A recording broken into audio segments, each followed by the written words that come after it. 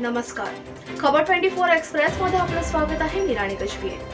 वंचित बहुजन आघाडीचे राष्ट्रीय नेते ॲडव्होकेट श्रद्धेय बाळासाहेब आंबेडकर यांच्या आदेशावरून जिल्हाध्यक्ष योगेश भट, वसंत शिरसाट, गल्ले बोरगावकर, मिलिंद बोर्डे, श्याम भारसाखळे, श्रीरंग ससाने, बाबा पटेल यांच्या मार्गदर्शनाखाली आणि उपस्थित तालुका अध्यक्ष मुख्तारभाई सय्यद यांच्या नेतृत्वाखाली निवेदन देण्यात आले.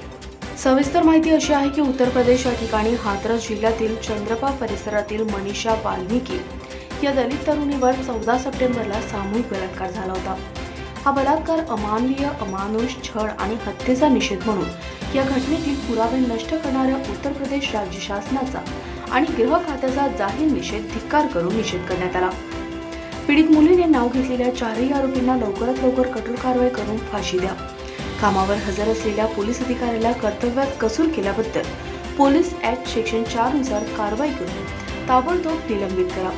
तसेच मराठवाडा विभागात झालेल्या पावसाच्या अतिवृष्टीमुळे ओला दुष्काळ जाहीर करावा आणि पंचनामे करण्याआधी शेतकऱ्यांना आर्थिक मदत द्या, जेणेकरून तालुक्यात अतिवृष्टी झाल्याने हाताशी आलेले पीक, मका, सोयाबीन, कापूस, मूग, उडीद आणि फळबाग असे अनेक पिकांचे प्रचंड प्रमाणात नुकसान झाले आहे.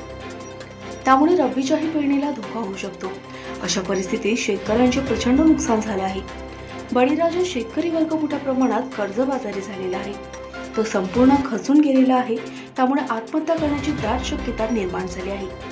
तेव्हा अशा स्वरूपात शेतकरी वर्ग या आसमानी संकटातून सावरण्यासाठी वंचित बहुजन आघाडीतर्फे मराठवाडा विभागात ओला दुष्काळ जाहीर करावा असे निवेदनातून नमूद केले आहे.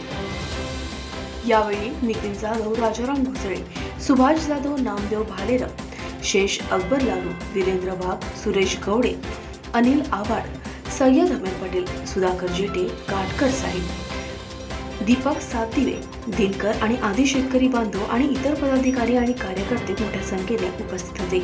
खबर 24 एक्सप्रेस करिता अजिनाथ बारगड, औरंगाबाद.